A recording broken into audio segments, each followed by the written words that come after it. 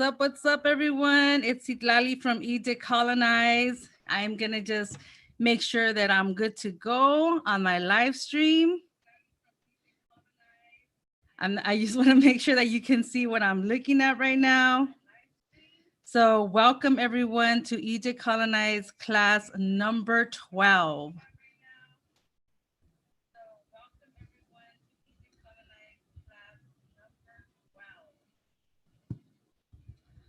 All right, we're good to go. So hi, everyone. I hope you are tuning in. I haven't promoted it much besides my YouTube. And my Facebook page. So, it is what it is. I deleted my Instagram. For those of you who are wondering what happened, I did delete my Instagram. So I wanted to let you know about that. So let me turn on my little video here. A ver. I hope you're having a beautiful Sunday today. I hope you're all well with your family. And here we go. Okay, so for today's topic, we are going to be dismantling October 12th, 1492. We have so much to cover, so much to go over. So let us begin. Again, I'm going to go over some of the basics, but yes, so basically today what we're going to do, because tomorrow is so-called Columbus Day, which is Indigenous Peoples Day, and a bunch of other cities and states. Here in Los Angeles, they did declare October 12th Indigenous Peoples Day. Shout out to all my people who got that going, who were able to accomplish that. I personally had protests the Columbus statue in downtown LA for a few years. Check out the YouTube videos on that, where you can see all the actions that I was a part of. So without further ado, let's do this. Who's tuning in? We have Sir Handsome, Daniel Garcia, Zion Alaya, Child of Yahweh. Thank you for tuning in, everybody. It's going to be a lot to cover. Let's get to it. Okay, so for today, we have dismantling October 12, 1492, rethinking, conquest, and exposing the genocide enacted on all Indigenous people of the Western Hemisphere. We will honor the resistance and discuss how to educate our youth on this fraudulent day. So let's get to it. Per usual, as you know, I am doing this class free. It's my monthly E-Decolonize class. I'm not sure how many more I'm gonna do, but for now, let's pretty much plan on a Sunday every month. I'm gonna announce it on my Facebook and my YouTube channel. So try to stay posted on there. I don't have an Instagram. If you want to know why I deleted it, you could check out my website. I have a blog where I kind of take you through my thought process behind that. There's a lot of damage with social media. There's a lot of corporations. There's a lot of data control. And I just didn't feel comfortable with so many layers of exhaustion that have to do with social media, especially when you're dealing with data engineers who are taking up all of your data for profit. So anyway, let's go through this. Monthly class will be announced, like I said, on YouTube, my website, and Facebook. There is a Google feedback form for every class. As someone that is applying to be a professor, as someone whose dream is to become a professor, I finished my master's degree, my bachelor's, my internship at Community College, LA Community College District. So this is a way for me to get in here, do it for free, do it for my people, and offer you an academic / radical / decolonial approach to reconsidering a lot of these topics. My semester was in the fall. Now I'm doing it on a monthly basis. And as you know, my class norms, I'm very strict with this. There's so many spaces on YouTube and so many spaces on social media that allow you to be hateful and spew all that crap out there. for this hour, I'm trying to be intentional and put everything here so there are no toxic comments. You as my students, I welcome you to please go ahead and block and delete people that are making hateful remarks, anti-Indigenous, anti-LGBTQ, anti-Black, any toxicity is not allowed here. Go ahead and do that other places, but not here. This is recorded live. I am live and direct right now on Tongva territory. Today is Sunday, October 11. We started this at 12. The recording is made available immediately after, so check that out. And yes, as I said, I do this absolutely free. But if you'd like to contribute to the work that I'm doing, I do have a Zelle, a Cash App, and a Venmo. And for today, let me grab my book real quick. Hang on.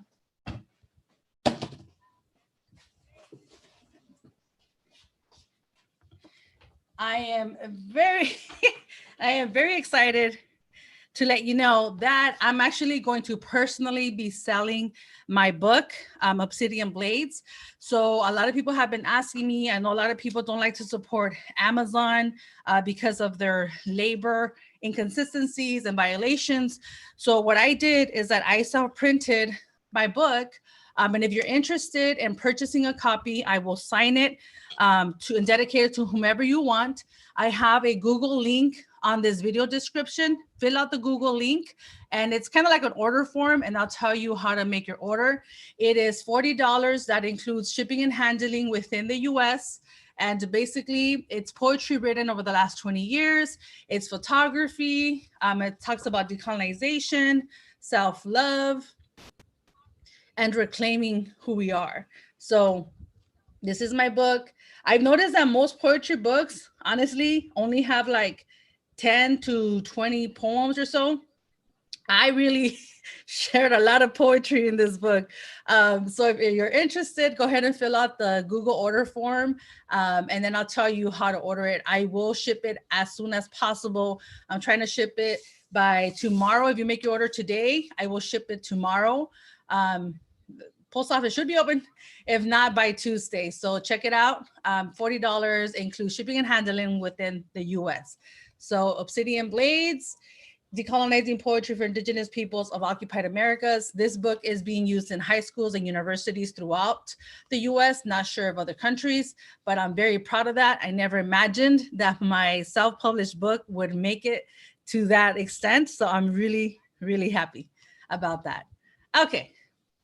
These are my support pages if you want to support me financially. And let's get to it. Okay, so why is October 12, 1492 still relevant today?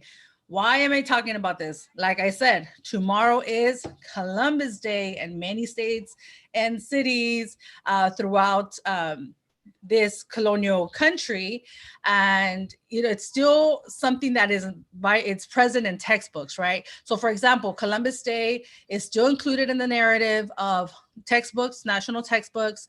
Although many states have denounced this day, it is still part of the national fabric of colonization. So it's still common knowledge. People still acknowledge him, still acknowledge the legacy of Columbus. It's still a lot of heroic and heroism that goes behind him. Our kids are still being taught this lie, right? If you have siblings or you have nieces and nephews who are in school, I mean, you can pop open their book and you will see that they are getting this BS in their curricula, right? And basically the Indigenous experience is still not considered a genocide. So even though we have denounced it in some cities and states, even though even some countries are also denouncing it, it is still not considered a genocide. The experience that we have gone through as Indigenous people is still not considered a genocide. So that is important for you to know. If you are a parent, you have a lot of power when it comes to public education. You have a lot of power to talk to the teachers, talk to the administrators, be part of the curricula, be part of their meetings, of their student council meetings, of their PTA, of their school board meetings. You can really influence and really have a powerful say in how they choose to direct these holidays, right? Especially if you're outside of the state of California, right? So let's get an example, right? Like, what do I mean by high school textbooks don't tell the truth? Well, part of my undergrad program, I wanted to know what was being said. What are our kids studying in high school, right? And so I looked at a couple of high school textbooks, and I was particularly interested in finding out, how did they perceive, how did they describe the invasion of our continent? How did they talk about, or do they even talk about, the genocide of our ancestors? And so, for example, this is one example, there's many more, but this particular textbook, right? This is a high school history textbook that is in curriculum now, it is in circulation now, and it's called the American Pageant. So it's really, kind of a survey of American history, and obviously gets into the beginnings of the invasion. Obviously doesn't call it that. So let's look at this quote, for example. The depopulation was surely not intended by the Spanish, but it was nevertheless so severe that entire cultures and ancient ways of life were extinguished forever. Okay, so let's notice the wording, right? The wording of the depopulation, right? What does that focus on? It focuses on the population. So there is no accountability here. There is no direct, source of who depopulated Indigenous people, right? So it's a very euphemized, it's a very pretty, a very pink interpretation and word choice to say that our ancestors were exterminated by Europeans. Right. So it's like, the depopulation surely was not intended. So there's an assumption that what was done to the Indigenous people was definitely not, intended. It was not intended. So again, it's apologizing, it's covering up for the intensity of the intentions of the Spanish and other European,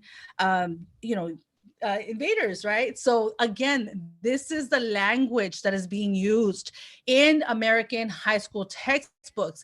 And as a recent grad of an academic space, right? I graduated last year with my master's. Let me tell you that the wording does not change much from high school to college, to community college, to university level. The whole idea, this whole notion that there's no one at fault, that it was just a clash of civilizations, it's still very present in academia. So who are the people that make these textbooks and write these textbooks? Are academics, are historians who have years of study in this, who already have a set belief system of how the world functions, especially how their Americanism is expressed in their research and interpretation of history. So I wanted to get into that because I want you to see just how damaging and just how much work there still needs to be done when it comes to studying and research and exposing the genocide of our ancestors. So we're going to take it back, right? I'm not going to focus too much on actual Columbus himself, but what I'm focusing on is the legacy, is the historical thought process that went behind Columbus. What does this mean? What does this entail?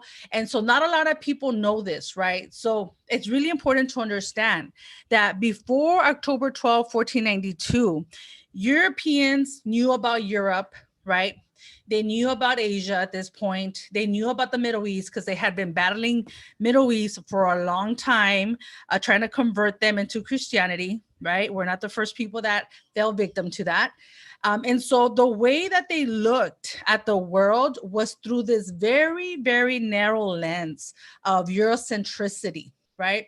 And so according to them, they saw themselves as the masters of the world who were going to just very, in a very organized way, divide up the world in a way that benefited their imperialism, in a way that benefited their religion and their power. So let me introduce you to the doctrine of discovery. Okay, the doctrine of discovery is a series of papal bulls or decrees which gave Christian invaders the right to lay claim to any land that was not inhabited by Christians and was available to be discovered. If its inhabitants converted, they might be spared. If not, they could be enslaved or killed. So this is actual thought process. This shows you, right, that the way, if you look at this here, it says colonial demarcation lines between Spain and Portugal.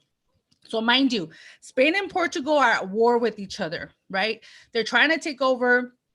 They're trying to like get land. They're trying to take over for their crown.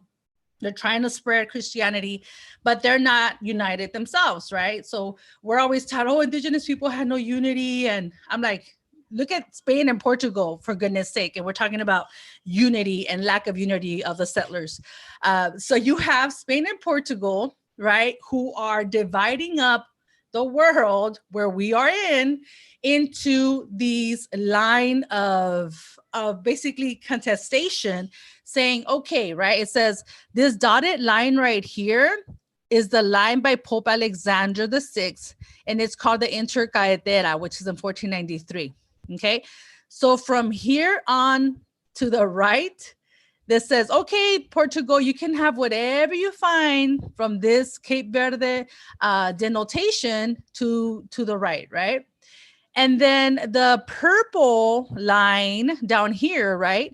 It's called the Tordesillas Treaty of 1494, which says, okay, anything from here on this way belongs to Spain. So this is how we're going to divide the world, right? So mind you, you have to understand this, because based on this perspective, based on this assumption, based on this foundation of worldview is how they treat our ancestors and basically the rest of the world, right?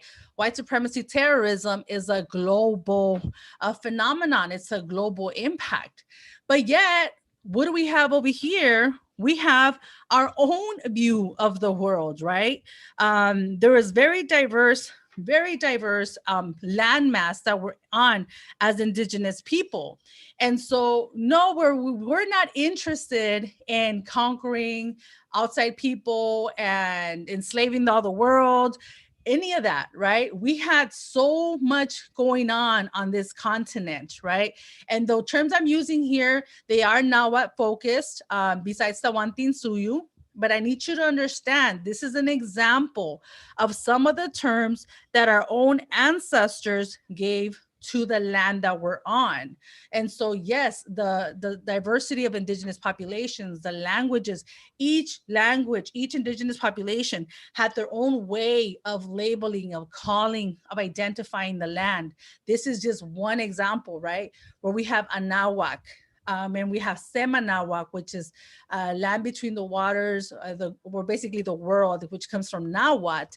And then we have Tawantinsuyu, which is generally known as South America. And then we have Abya.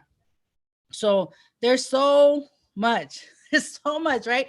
So we're looking at the European view of our continent, and we were impacted, right? Because obviously this is covering our continent. Then you have Africa, you have the world. The world is basically under this dominion, right? And so here we go. This is the worldview that they have as they're coming onto our lands, okay? So mind you, when they left Europe, why did they leave Europe? First and foremost, they had a feudal system. They had a bunch of wars with each other. The Spaniards had been occupied by the Moors for 800 years. And so rather than establishing and rebuilding their own land and their own, new nations, they wanted to be greedy. They wanted to go and steal. They wanted to go and compete with the Muslims, who they saw as their biggest competition, who were already famous sailors, famous technology, the sciences that came from the Middle East. I mean, it's so much richness that the Europeans stole in knowledge of science, of mathematics, of sailing, the science of weaponry was stolen by the Chinese and from the Chinese and from a lot of the places of the Middle East.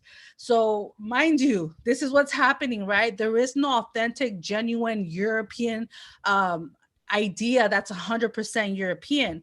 Basically, they were exploiting and stealing everyone's knowledge and resources because they didn't have the capacity to do that themselves. So I have a strong sense that this whole notion of white supremacy and the falseness of being a superior race has to do with this complex that everything that you come across as a European that's of value, that is changing the world, that is helping the world, that is guiding us and advancing the human civilization, did not come from Europe. And that must really hurt their feelings. And that must really hurt the European ego.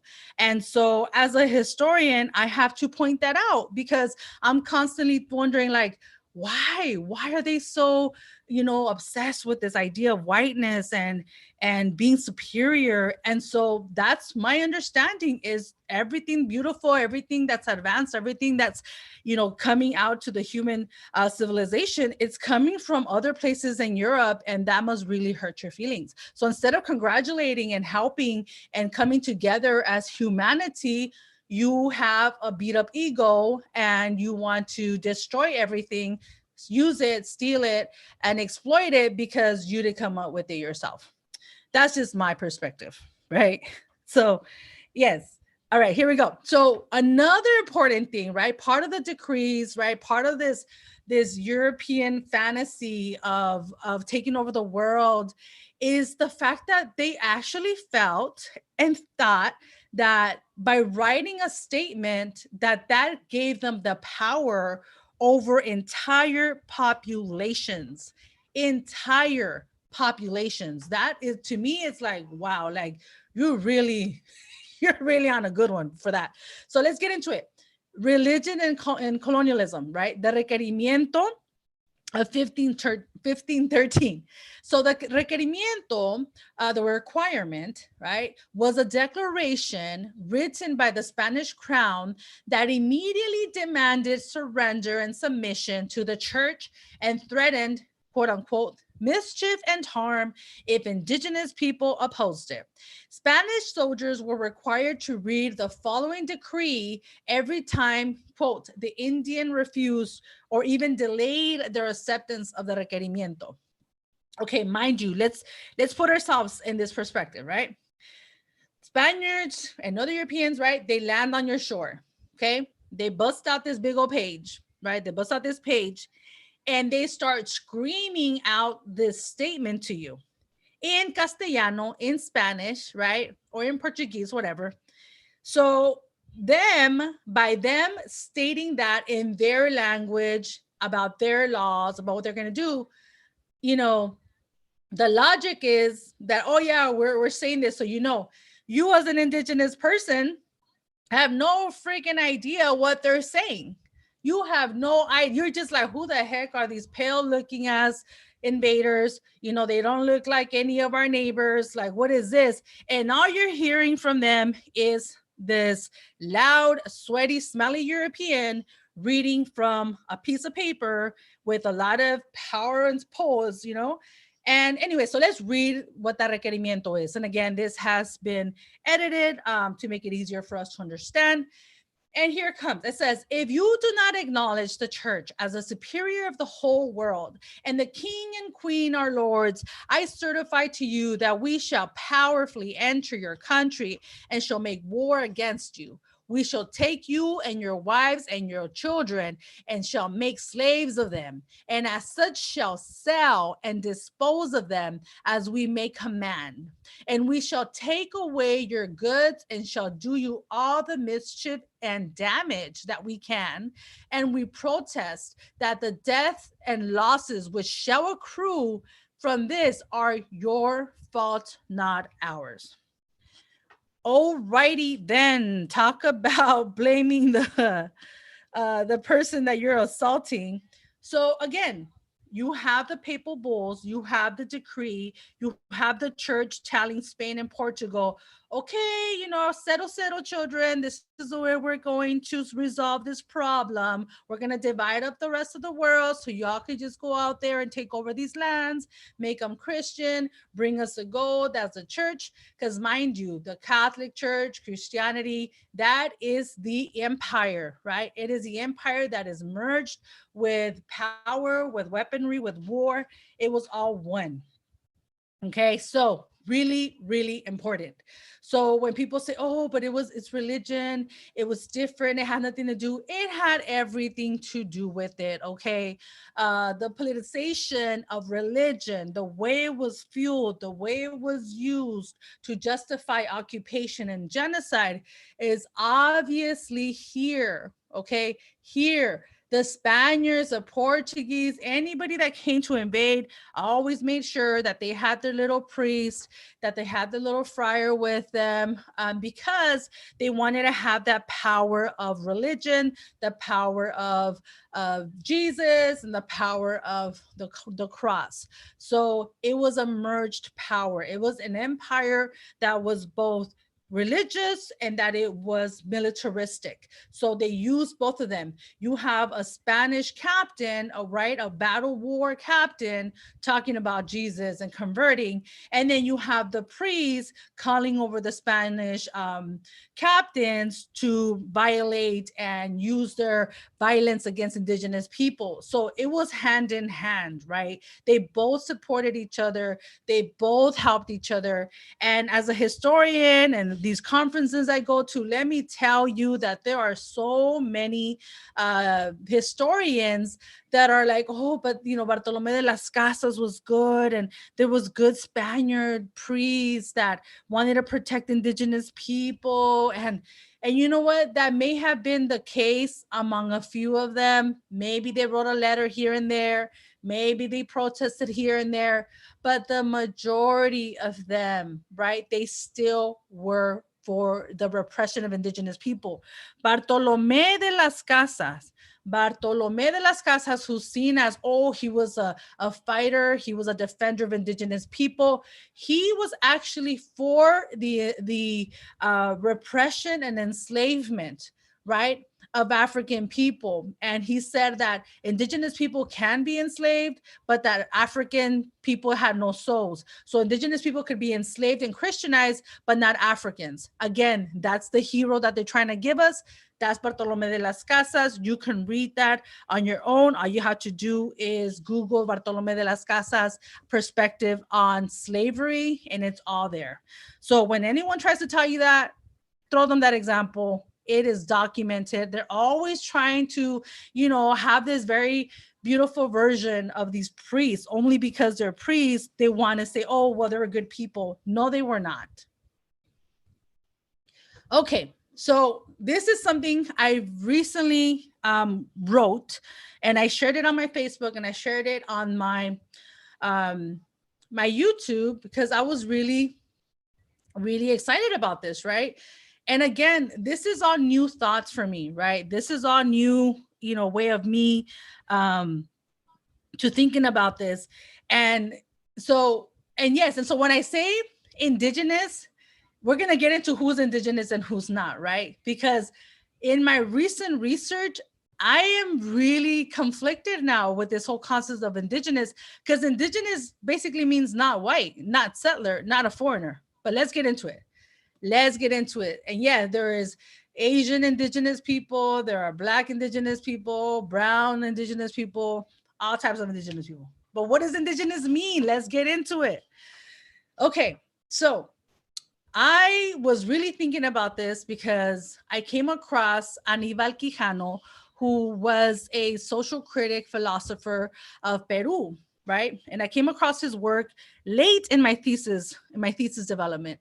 But what he said really shook me, right? When I was hearing him give a talk in one of the conferences about decolonization, and he said that in 1492, Europeans indigenized the world, right? And at first, I took problem with that. I had a problem with with his statement. And I was like, what do you mean they indigenize the world? Like, what? But then I started really thinking about it. And I was like, wait a second. Okay, let's think about this a little bit more critically, right? So if Europeans are the settler power that are going into the world, right? Those people that are in their land, that are minding their own business, that are doing their own thing, then those people all of a sudden are the people that are receiving, right? Are encountering this incoming foreign presence. And so what comes into this binary of indigenous. Now, here's my problem with it. Creating the presence of the indigenous population people versus the silent foreigner binary. Okay. This is the psychology of decolonization and colonization and white supremacy. I'm telling you. My question is, why is the emphasis given on the indigenous population and not the settler population? My question is, does this normalize occupation and make the foreigner invisible? My question is, why does this, what does this do to the relationship of white supremacy terrorism and native resistance? Right? So hear me out. Hear me out. So the emphasis on indigenous people, oh, the indigenous people of Australia, the indigenous people of Mexico, the indigenous people of Canada, of the US, when you're emphasizing indigenous people, you are making the foreigner invisible. You're putting the full emphasis on the original people here, and we should be prioritized, and yes, we should be part of the narrative. But what I am acknowledging, what I am coming to think, and you don't have to agree with me, this is my perspective, this is something that came to me on September 25th, 2020. It really hit me, right? Because I was like, wait a second. By focusing on me being indigenous and governments, colonial governments all over the world, focusing on indigenous people, including them in some other images or whatever, what that does is make the foreigner invisible. It normalizes the foreigner, the settler, the invader as a natural presence, as a natural population on occupied territory. So to me, I was like, oh, wow, how clever they have been to focus on us being indigenous so that we don't stop and think, wait a second, if I'm indigenous and I belong to this land, whether it's the so-called Americas or Asia or Africa, if I am indigenous, what does that make you, right? So it's really important to understand that we are demarked, our population as Native people, as First Nations people, we're demarked and emphasized that we are indigenous, but they are just called American, or they are just using all these, nation states to hide the fact that they're occupiers and settlers under these new national flags, which is why I have a problem with nationalism, because I think it hides and it euphemizes and it normalizes occupation. You're looking at a language, right? A sentiment that makes Europeans invisible, that does not call them settlers, that does not call them. So let's imagine a conversation where you turn on the news one day and we're talking about, the settlers, were celebrating, the invaders were celebrating Indigenous Peoples Day, right? Or the settlers have voted, the majority of settlers have voted that they want to keep Trump in power, right? Let's talk about the power of language. Let's talk about the power of descriptive demographic language. If I am being defined by the fact that I've been here for thousands and thousands of years, then I suggest and I recommend that you be defined by your demographic title as a settler and occupier, right? Until we have these open conversations and are able to openly call Europeans settlers and invaders, then the conversation is not equal, and the sentiments and these ideas that I'm talking about are not going to be, acknowledged, right? Let's talk about governments as demographic powers presence that there is, right? And so that is my problem. Again, I've called myself Indigenous for the last 24 years. It's something that, yes, I still call myself Indigenous. However, you know, coming to think of all this and thinking about just how it's politicized and how it's used in my now new awareness of this word and the way that I am now being more critical with it, I'm not comfortable with just focusing on me as Indigenous. It's like, okay, we're going to talk about Indigenous. Let's talk about settlers. Let's talk about occupiers. Let's talk about that dynamic, because being an Indigenous is my reality. But what is a reality up against? What is the other side of Indigenous? What is the other side? Is it occupier? Is it settler? And it's not to make it a simple thing. I'm not trying to oversimplify this, but I'm just calling it out for what I see. And that's how I see it, right? So when Aníbal Quijano, when he says, you know, that the invasions of 1492 indigenized the world, I understood that now. I understand, you know, the brother has passed on to the universe. He's done great work, but that is the sentiment. That is what we're looking at. Whoa, that was like, that's a lot without a break. All right. How's everyone doing? ¿Cómo estamos? Daniel Garcia, what's up? Stay High 175. Ati Rankaj. Sorry, I'm not pronouncing that right. Gabby, welcome everyone, welcome. Okay, so I just wanted to give you a quote from Aníbal Quijano. And actually you can, his article called Coloniality of Power, you can find this on PDF. It's available. You just Google it. Google Aníbal Quijano, Coloniality of Power, and it's free. You can read it on your phone, on your tablet. It's absolutely free. I strongly recommend it.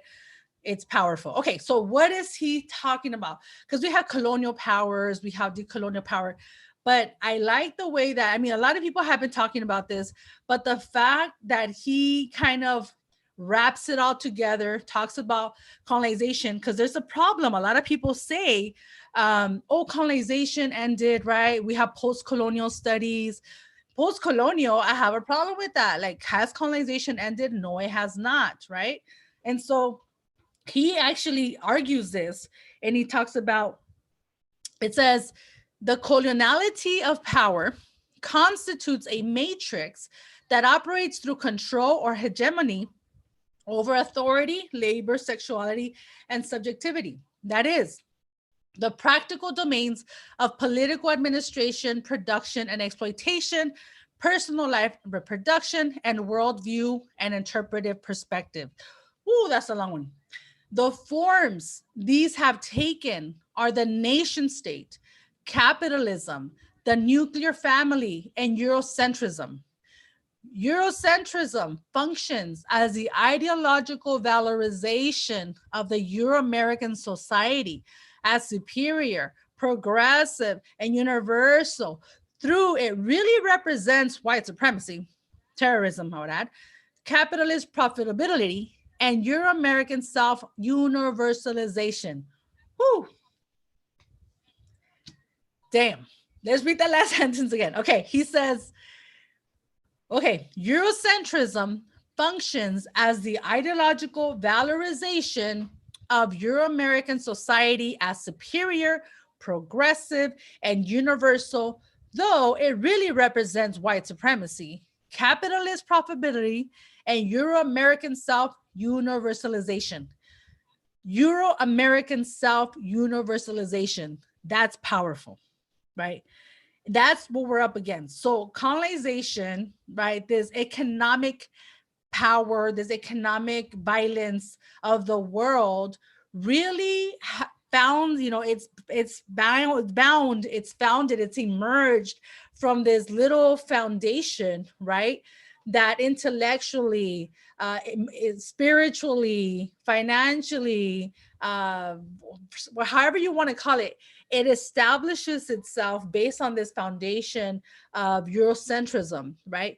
And from Eurocentrism, you have all of these other systems that work to try to keep that intact, right?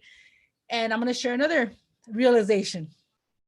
Okay, so I know most of you have already are aware of this and know this, but this is why I have a problem with nationalism. And again, this is new to me. Like, I started critiquing this maybe about 5 years ago. Before then, I was cool with nationalism. I thought cool internationalism was cool. I saw indigenous presidents. So, I saw Hugo Chavez. But honestly, the more I studied, and I had not seen this presented anywhere else, and I'm not saying this is original my research, but I had not seen it like this, right? And so the way that I understand nationalism comes like this, right? So you're looking at, it says, before European borders and colonial nationalism, Mexico, Central and South American countries were created as a way to establish independent national separations from European countries. Indigenous people did not govern themselves. We were used as pawns in the Criollo Peninsular conflicts. We are still under occupation. So what that means is that, for example, Mexico, and you can look at my E-Decolonize class number 4, where I talk about this the whole entire class, Mexico is not free. Mexico is still governed by Europeans who live in Mexico, who have their children there, and who continue to maintain power. Yes, there are some Mexican indigenous, power governors and all that, but the majority of the essence of Mexican government is still governed by criollos. Criollos, Spanish blood on Mexican soil, born on Mexican soil. And so this idea that, independence, we're a nation now, it's false. It does not represent true liberation like the United States. The United States became free as Americans from the British, right? When they broke away from England because they did not want to give taxation, without representation to their European nation. And that's a wrap for another day. Like, just kidding. So anyway, so you get what I'm saying? Like, just because a country that is the majority of it indigenous or the majority of it non-European becomes independent, right away you have to question, right after that independence, who became president? Who's the government? Who's the cabinet? Who governed? Who created the laws? And that's going to tell you that the genetic, that the hierarchy of race was still maintained through that so-called new national liberation reality, right? And again, we can get into that class number 4, check it out. So let's give an example. Mexican independence, September 16, 1821. Criollos fought for independence from Peninsulares from New Spain. Yes, they used indigenous people. Yes, they did. They used our population. They used us to fight their wars. But who was in power? Who governed? Who called the shots? Who stood in power after the independence? It was criollos. It was Spaniards and other Europeans. And then they forced a white new elite that came after in the following centuries. Again, that's all documented. They forced migration, right, of white populations from Europe to make Mexico whiter, okay? The Republic of Central America, that was created between 1823 to 1838. All the countries there came across different years. Did it mean it's indigenous people becoming presidents and governors and capitanes? No, this was still the occupying powers creating nations so that they could break away and organize their stolen resources with much more ease. Okay, 1838, we have Nicaragua, Honduras, Costa Rica, Guatemala. 1841, we have creation of El Salvador. Panama in 1903, Belize in 1981. Again, does this reflect indigenous people, indigenous or Black populations there? No, it does not, right? It maintains the power of white supremacy, of imperialism. It was still sustaining that racial hierarchy of all of this, okay? Whew, that's a lot. Okay. So we cannot talk about Columbus. We cannot talk about Columbus Day without talking about genocide and colonization. Cortez and Columbus, okay? This is research that I came across over the past about 7-8 years. Okay. I had a friend of mine who was researching genocide. He's also Native. This was years back, right? So he came across this finding that forever impacted and really made it clear to me why even so often we should be identified as a people that have survived and are surviving genocide. Okay, let me tell you about Raphael Lemkin. Okay, Raphael Lemkin was in 1944, we can read the slide. He was a Polish Jew lawyer named Raphael Lemkin. He sought to describe Nazi policies of systematic murder, including the destruction of European Jews. He's the one that formed the term genocide. He combined geno, from the Greek word for race or tribe, with cide, derived from the Latin word for killing. On December 9, 1948, the United Nations approved the Convention on the Prevention and Punishment of the Crime of Genocide. This convention establishes genocide as an international crime which signatory nations undertake to prevent and punish. Why is this important? Well, it's not only the fact that he coined it. We had been experiencing genocide centuries before the Jewish experience, right? But what makes this important is his research. How did he come up with the idea? What did he study previously to be able to create this concept? This is important for you to know. I need you to know this when you're going to come across all these people that are denying our genocide, that are minimizing the Native experience, that are saying that's not true, woo-de-woo. No, okay? All right, let me tell you why this is important. Bam, there it is. Lemkin, Raphael Lemkin, gentleman I just showed you. He used the Native experience as an example of genocide, okay?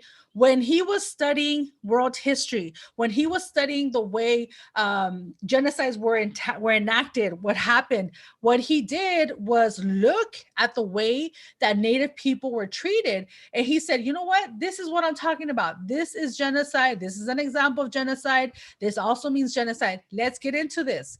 He died quite young. He died before actually finding out the true numbers of the Jewish Holocaust, Jewish genocide. And a lot of his research was published on various places. He didn't finish publishing everything that he had studied. However, if you look at this book, Axis Rule in Occupied Europe, The Laws of Occupation, Analysis of Government, Proposals for Redress, this book shows you, okay, it shares with you what he did and how his interpretation of genocide, that it also included the Native experience. This is absolutely powerful.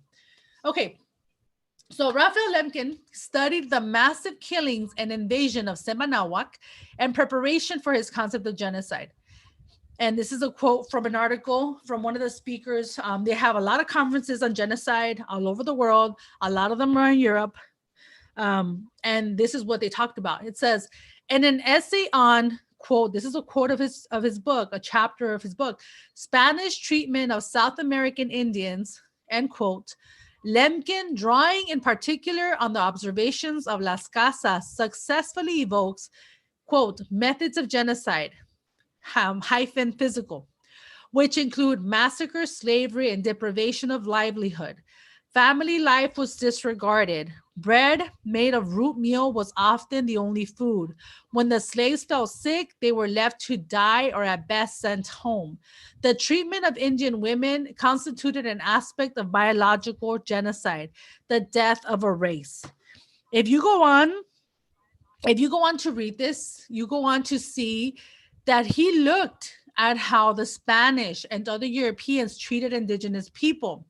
He was particularly interested in capturing and talking about how Native women were treated by Europeans. And the whole fact of biological genocide that means that they are forbidding women to have children, right? We're talking about sterilization, starvation. We're talking about cutting a whole group of people from procreation as part of genocide, as we know continues to this very day. And I'm going to get into it in a few minutes. But I need you to know this, right? And this is my biggest argument when I go and I speak to different classes. I talk about this because it says, you know, if genocide, if the man himself, Raphael Lemkin, if he himself used the Native experience as definitive of genocide, why to this day, 2020, we are not allowed, right? And we are still having this debate if the Native experience could be defined as genocide, right? The experience that we went through, that we are going through as Indigenous people at the hands of settlers. And so it really upsets me because people are to this day saying, well, it wasn't a genocide. As we saw earlier in the high school textbooks, this is an argument that I have all the time. And I say, if it was good enough for Raphael Lemkin, who created the concept of genocide, it is good enough for us, right? And so it's really important that you know this. I need you to know this, especially if you're in college, especially if you have your kids that are going to school. Bring this up to your teacher, bring this up to the board, explain this to your children. Let them know what happens behind the scenes. This is super, super important. So we're going to get more into what actual genocide means, right? So genocide now is actually seen as, defined as, the planned annihilation of a nation or racial group by a variety of actions aimed at undermining the foundations essential to the survival of the group as a group. Basically, genocide means anything that attacks a group of people from being a group of people, right? Simple terms. Let's look at the specific details encompassing genocide and how it's applicable to our people. Really important to know, really important to do this. We have to talk about this. We have to know this, especially because it's about us. Biological warfare. This is another one, right? Where do we hear this? Oh, well, the natives had no immunity. The natives didn't know. They didn't, you know, they weren't immune. They didn't have their immune systems were not strong enough to deal with smallpox. Are you kidding me? Are you kidding me? Okay. So let me tell you, this is part of the argument. And this is hard because you don't have historians that are openly calling it biological warfare. No one really wants to take that stand. But that's the stand I take. And a few of the historians that I know that are also writing about this, we are taking this stand, okay?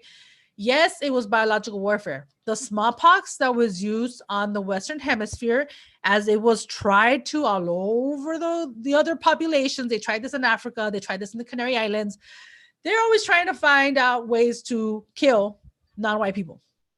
Okay, so if you look at smallpox, and this is a great chart right here, okay? Smallpox in 1520, it kind of shows you how many deaths happened, right? 1520 was the biggest deaths of, we're talking about Mexico. 8 million, then we have 12 to 15 million, then we have 2 million, okay? Follow this chart right here. They claim they didn't know what they were doing. You know, they just happened to die. It wasn't something that could be reported. So let me tell you, smallpox was biologically used, right? Let me tell you something. This is my biggest argument. Okay, first of all, we have to know this. Europeans were already using biological warfare on each other in Europe before they invaded our land, okay? So let's go back. In 1155, Emperor Barbarossa poisons water wells with human bodies in Italy, okay? This is biological warfare in Europe before they invaded our lands. In 1495, Spanish mixed wine with blood of leprosy patients to sell to French enemies. Intentional exposure, right? Intentional infection. So when all these historians and all these apologists say, "Oh no, they didn't know what they were doing," it happened to benefit them, but they didn't know what they were doing. Please, you don't act different outside your house than you do inside your house. My favorite professor once said that and says that all the time. You don't act no different outside your house than you do inside your house. What that means is if you, as a culture, as a military force, have been using intentionally killing each other over there in your homeland, right? And these are just two examples. There's a lot more. If you look at biological warfare organization websites, if you look at CDC, they talk about this. They give you the history of biological warfare. So this is the hidden stuff. It's just that it's not presented to us in academia. It's not presented to us against these cases, right? So they were doing this to each other in Europe. So you're going to tell me that when they're up against us, having the requerimiento, talking about taking over lands, that they're not going to use that and that they're not going to try that? They did, they have, and they continue to do that. So let's not even, I mean, I don't even have to mention this, right? We have genocide, violence, biological warfare, and slavery. Violence, yes, that's the most visual form of genocide, right? And we can get into the numerous accounts of violence, intentionally used diseases, slavery. I'm going to get into the book, The Other Slavery, which is a great book talking about the Native experience with slavery. So this is genocide, right? This is genocide. It's biological, it's violent, it's starvation. It has to do with sterilization, right? I don't want to get too much into these images, but we have smallpox, slavery. We have the killings. And this is I talked about this in another class as well, where they would go town to town specifically looking for the highest priests and priestesses. The spiritual leaders of each town were publicly executed for practicing indigenous traditions, okay? So before we say, oh, you know, Jesus Christ came to save us and, oh, we all just became happy Christians, that is not true. It was a very violent, a very repressive.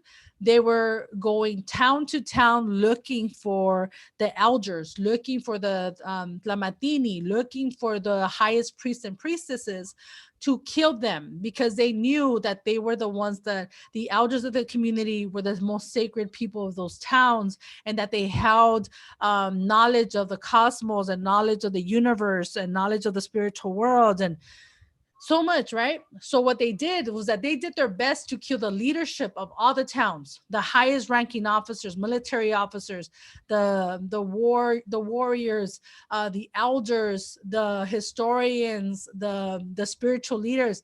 Those are the people that they completely were looking for, persecuted, publicly executed. This happened over the biggest, most violent range happened over the first 100 years. Okay. And I've talked about this as well in other classes. So look that up as well. So yes. And you know, it's already 1 o'clock, so I'm gonna try to go through some of these slides a little bit faster. But like I said, we have killing. Genocide is broken down into 4 categories, right? Killing members of the group, we talk about that. B, causing serious bodily or mental harm to members of the group. This is an example of the Indian schools, which is centuries later. We have smallpox. We have how they were just chopping off limbs and hands and everything here. Then we have section C of genocide is deliberately inflicting on the group conditions of life calculated to bring about the physical destruction. Here we have Indian schools, right? And then here we have the Bracero program, which happened in the 40s, which are people, right? They were contracted by the U.S. labor commissions to work here in the U.S. for dirt cheap prices, and they were treated like cattle. They were sprayed like whatever, like, oh yeah, you know, like si fuéramos borregos. And a lot of these braceros, right, decades later, suffer from cancer, suffer respiratory illnesses. My great-great-grandfather, no, not even my great-grandfather, he actually died from one of those conditions too, and he was a bracero. And so that's something that you are inflicting something that's going to bring upon the physical destruction. Okay, and then we have D, this is also part of genocide, is imposing measures intended to prevent births within the group.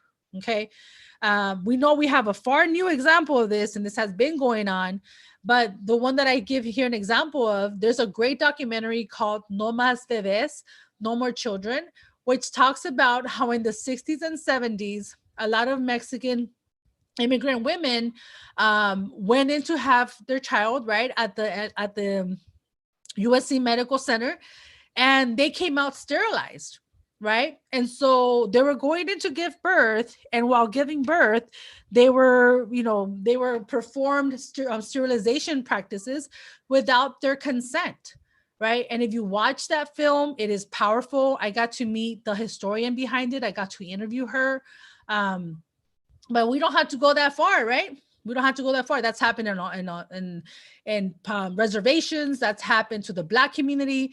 That happens recently to our people that are detained, right?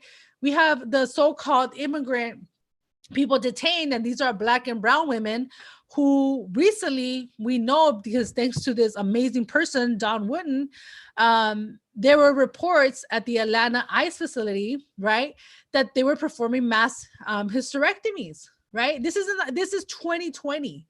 Okay, this is what's happening now. And this is because she had the actual valor, the courage to speak out against it. Imagine how many times this has happened, right? And it never came to light. So this is still the idea. There's still this notion, right, that these Black and brown bodies must be policed and that they cannot procreate because they're disrupting our white world. And this is taken from an article from her on September 16th. Dawn says, I had several detained women on numerous occasions that would come to me and say, Ms. Wooten, I had a hysterectomy. Why? She said, I had no answers as to why they had those procedures.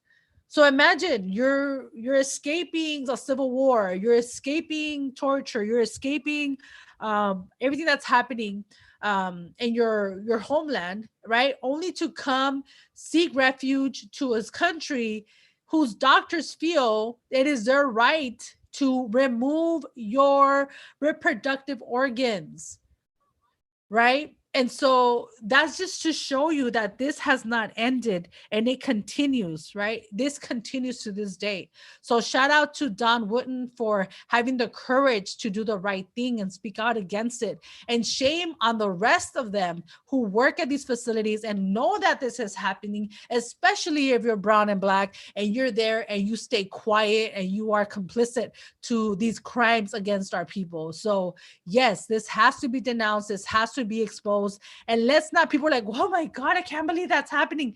It's been happening, right? Communities of color, non-European people have been victims of sterilization, forced sterilization, mass sterilization. It's documented. Reservations we have in the Black community in the 60s and 70s, in Mexican communities, and El Salvador, they were doing this, and many other countries where U.S. forces go and they take their doctors, they practice a lot of their, medicine on these Native populations because they don't consider them worthy. Right. And this is part of the psyche of white supremacy terrorism, of we're better than, we're going to sacrifice you for the greater good, all that. And let's get to the last group, part 4, forcibly transferring children of one group to the other group. Right. We have that in Indian schools. We have that now with our kids that are locked up in ICE cages, right? Where all these kids that are missing, right? Who took them? Where are they at? We have sex trafficking, we have human trafficking.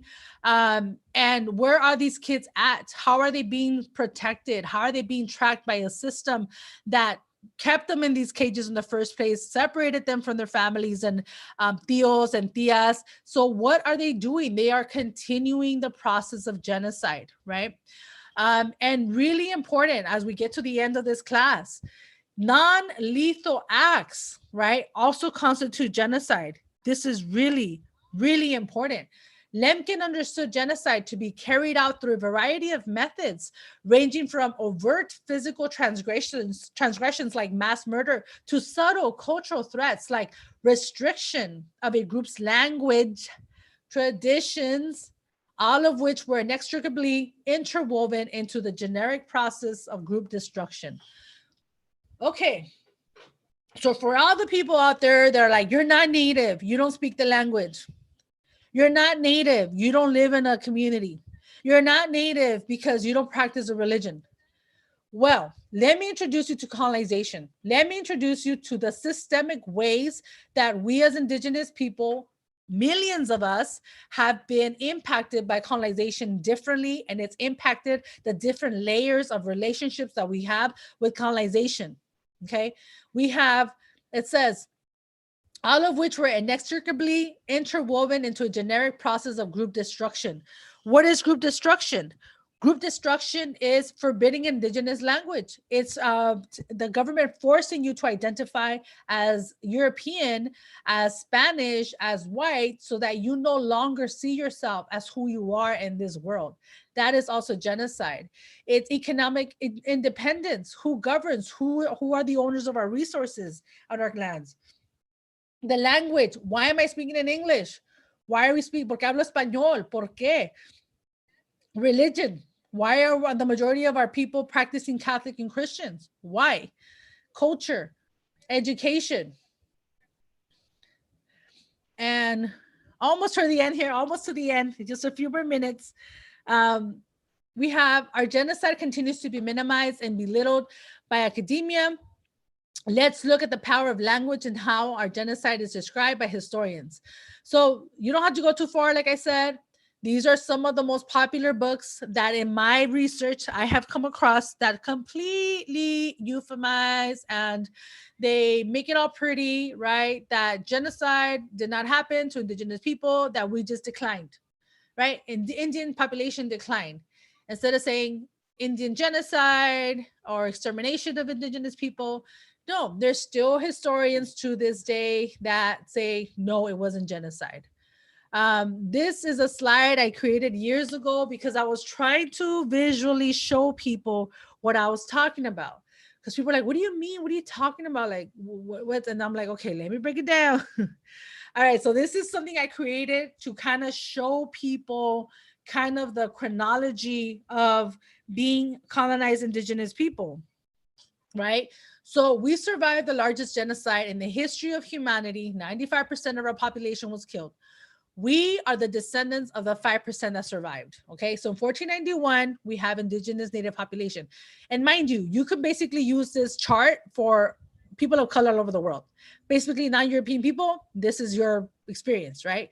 So then you're here living on your continent for thousands and thousands of years. You're invaded by the Europeans who enact genocide against your population, kill 95% of our population. The 5% of us that survived are forced to convert, enslaved, Spanish culture is imposed, branded colonial identities, and the casta system. Then centuries later, they gain independence and become nations, and they brand us as nationalities like Mexican, Central American, Salvadoreño, Hondureño. And then after that, those of us that are on these occupying lands, right, that are our Indigenous brothers and sisters lands, then we get converted into Hispanic, Latino, raza mestizo, right? So what does this show you? This shows you that nationalism was created as a system to organize colonized lands and claim colonized people as legitimate subjects. To me, that's what nationalism means. Okay. And like I said, I haven't seen this explained anywhere else. I wish and I was looking for it, but I'm sorry. These are the connections I'm making. This is what's making sense to me. And this is why I have a problem with nationalism. So let me just give you some examples in case some people are like, what do you mean? What are you talking about? Like, let me show you. Visual genocide, right? Using the mass media to promote ideas of white supremacy, racism, and fuel anti-Indigenous sentiments to dehumanize and pressure mass populations to whiten up and conform to mainstream idea of Eurocentric perspectives. So yes, Disney is complicit, DreamWorks is complicit, Spanish-speaking media is complicit, Spanish-speaking media over here. So you have an entire media culture that ridicules, that really ridicules indigenous features, indigenous populations. The whole sentiment of white supremacy terrorism is not just found in English-speaking media, Spanish-speaking media, which is still governed by a lot of white Spanish-speaking Europeans like Cubans and others, and criollos still are marketing all this, right? And, okay, almost done here. Man, so much to cover. Okay, so this is another thought that came to me. I just wanted to read it to you, okay? Because I was like, wait a second, right? Capitalism and ethnicity, race with the project of Hispanic or Latino, it makes total sense. Because at the end of the day, white supremacy is a sustenance system for people that are calling themselves European or white, right? Why does it function? Because it maintains their material wealth. And if something's maintaining your material wealth, you're always going to find ways to keep your wealth. And so there is different denotations. There are different markers for that. So here we go. So how racial cultural ideas reflect white supremacy in economics, right? Because I was thinking, wait a second, it's not just people don't think they're superior just to think they're superior, right? It's not a rhetoric, right? There's something tangible that comes that you benefit from, right? You are benefiting with something material, with something tangible, which is why you are so aggressive, which is why you will not let it go, which is why this whole Trump administration and this whole overt white supremacy terrorism is so crazy, because that privilege, I hate that word privilege, that terrorism is benefited by an economic system that you benefit from, right? So white supremacy is not merely an ideology. It is an economic tactic used to maintain ideas of race and superiority, to maintain white power.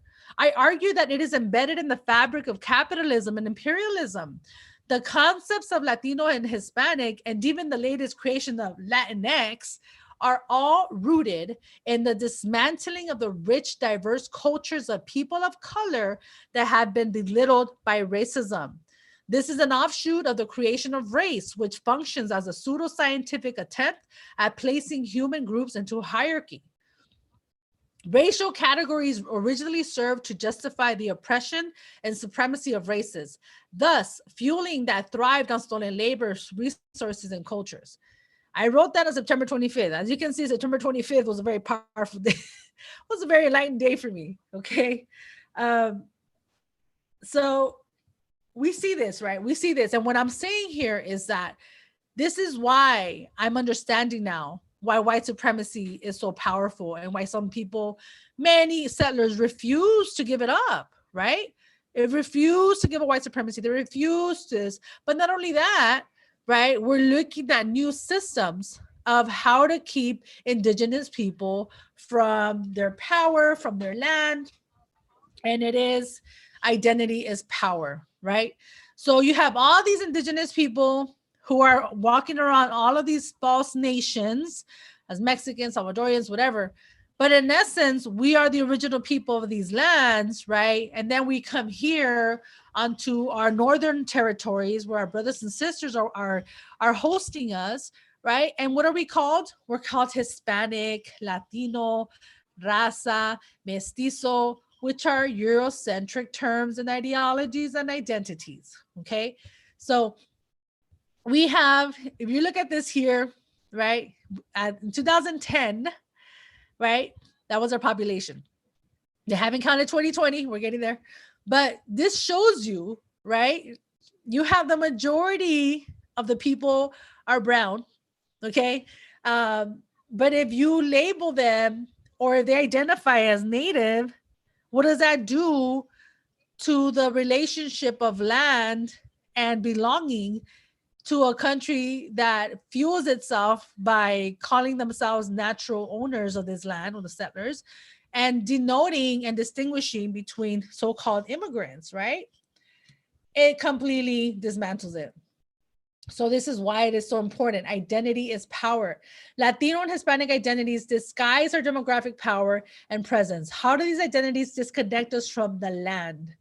Right? Hispanic connects us to Spain. Latino connects us to Europe. Okay? Nothing to do with any of the land here, right? No, it doesn't. It wants to disconnect us. And then say, oh, well, you speak Spanish. Well, what about the English speaking brown people? What are they considered? Britannic? What about Black people? Are they considered Britannic? It doesn't work, right? It doesn't work. So then we look at marketing schemes, right? This is an old slide that I did years ago. I've been talking about this for a long time and I will not get tired of talking about this. Latino and Hispanic are marketing tools. That's all it is, right? It is a marketing tool to get our money. They want to make it seem that we're a generic group of people. We all like the same beer. We all speak Spanish. We should all celebrate the same month, right? And let's keep throwing you the non-Indigenous people that represent you, right? Because you're brown and you're ugly. And these people are closer to Europeans, so they are more pretty. Again, right? This whole farce of whiteness and being Spanish speaking. Okay, by grouping all people who speak Spanish into one group, corporations can target one audience at the same time and maximize exposure and profit. So instead of these marketers having to, okay, let's come up with a Mexican model, a Guatemalan model, a Cuban model, let's just make them all one, right? And so that way, when you're spending millions of dollars on a commercial or spending millions of dollars on a marketing brand, guess what? You came up with the perfect hegemony of culture. Say, oh, they're all the same. And then we believe that shit. Oops. Sorry, I'm not supposed to cuss in this class. Sorry. Okay. And lastly, let's get into this. We have been kept ignorant, right? A lot of people don't know that our knowledge as Indigenous people was actually systematically, the majority of the actual physical writings of our ancestors were destroyed, right? And the knowledge was forbidden. So it's not like we just stopped learning or stopped caring about being Indigenous. It was that there was a government effort to repress that knowledge from ever getting to you, right? The fact that they killed the leadership, the elders, that they killed the Tlatoanis, the highest priestesses and priests, that was systematically done to keep us from reconnecting from who we are. Little reminders, colonialism did not end with the invention of Creole-led nations, right? I don't know who this artist is, but I came across this years ago and I was like, yes, this captures exactly what I'm talking about. We have, let's say this is 1492, right? Spaniard, Indigenous person. What happens? Nationalism happens. Same dynamic. European person, brown person, right? So same system, same power relations, same demographic powers. The exploitation of our resources and bodies does not mean we're independent. No, we are not. And like I said, and I always talk about this, blood quantum is white supremacy. Let's not forget that, okay? According to white supremacy thought, those that are not white are infected, are dirty, are belittled. The closer to white, the more pure you are. The closer to black, the more filthy you are, right?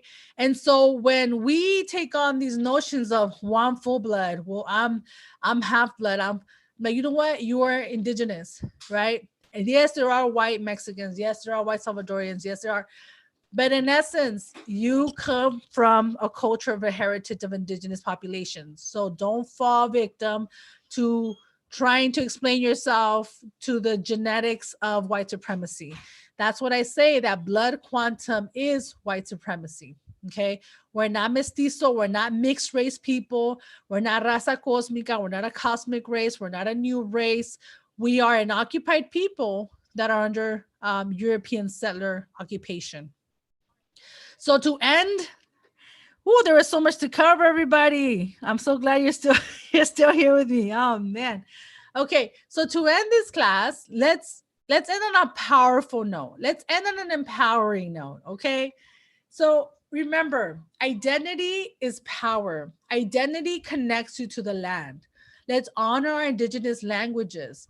honor the identities that connect us to our ancestral lands. Let's refuse colonial identities that erase our presence. Okay. 500 years of disruption does not erase the 30 to 40,000 years of who we are as a people. We have to resist demographic genocide. I mean, of course, the other type of genocide that we continue to experience, right?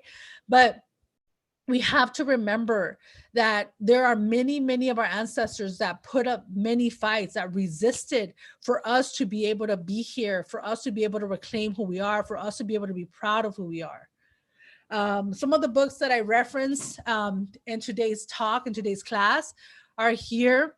I don't know if I have the PDF version of it. We do have a PDF file where I'm going to put them all in there. Most of these books you can find for free, downloadable through PDF. But these are the books, you know, decolonization, it's research. It's not just research. It's not just academic.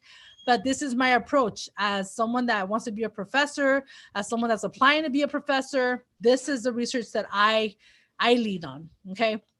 But definitely talk to your elders, definitely reach out to your community, definitely have conversations, life experience, life knowledge. There's certain empirical knowledge that you experience, that you live by, that you know gives you that wisdom as well. So we have to be multifaceted.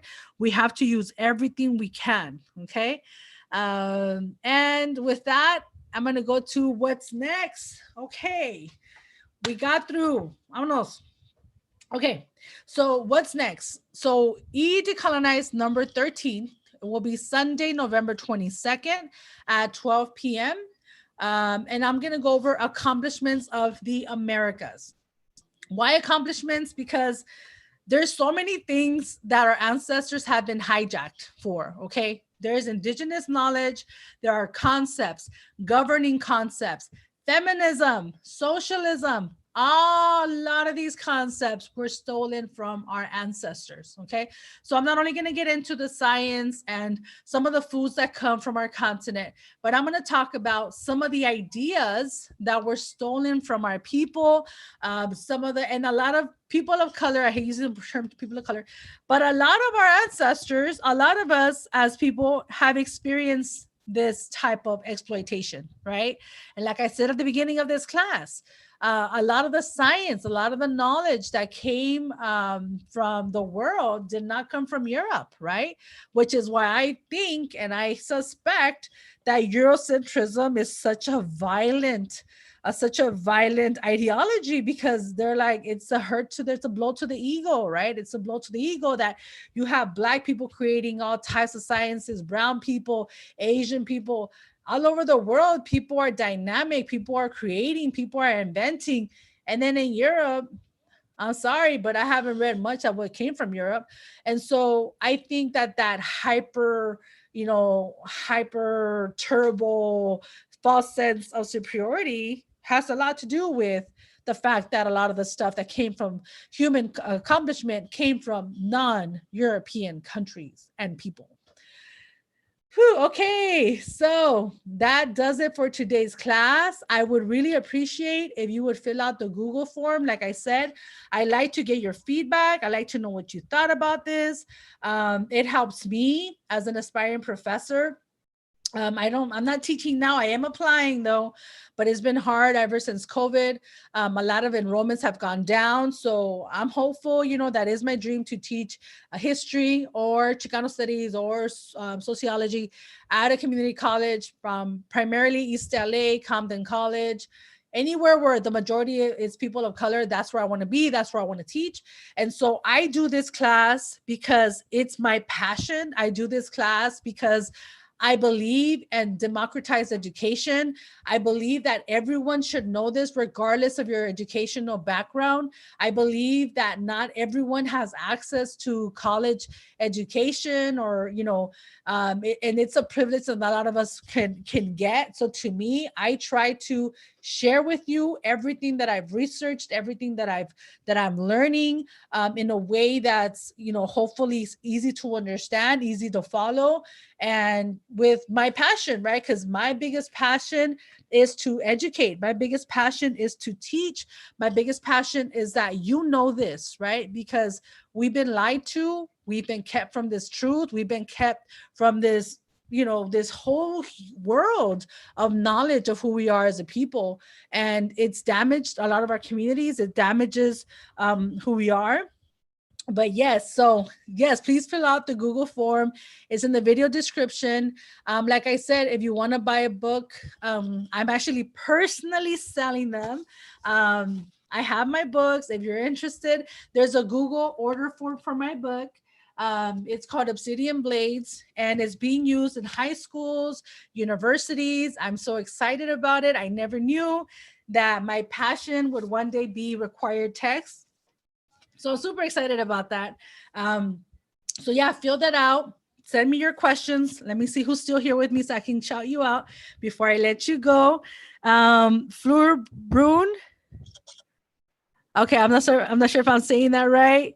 Thank you so much. Carol BXOXO, Gabby, Danielle, Aviana, Stay High 175, Joni Ayala, KW, Altiran Kaiju, everyone that joined me tonight, thank you so much. I appreciate you. Hang in there. I know we're going to continue our path, that we're all on this path together. I want you to know that I exist, you exist, and we have to continue getting strong. We have to be strong in what we're doing. We cannot give up no matter what. We have to keep going. And thank you for joining me. By the way, the song that I started with today, I didn't even mention it. Sorry. The song that I started with today, it's called Somos los que somos. We are who we are. That's from Los Dos de la S. And a lot of you don't know, but I really like music. I love music. I love hip hop, rap music, rock en español. But I particularly love corridos when they're very like, it really gets to you, right? Like this song is called Somos los que somos. And it really aligns with the way that I see the world, with the way that I try to live my life, which is what it says, right? It's like at the end of the day, all we're going to take are experiences. I don't have time to worry about people that don't like me. At the end of the day, I'm grateful for the friends and family that love and support me. And we have to focus on the good of this life. I have lived through things that I never even imagined I would experience, but I'm here now and I'm doing the best of it. Ooh, I just got inspired. So anyway, that song that I showed you at the beginning of this class is called Somos lo que somos. And I'm not going to monetize this video, so I don't care, YouTube, copyright me, I don't care. But it's called Somos lo que somos. See?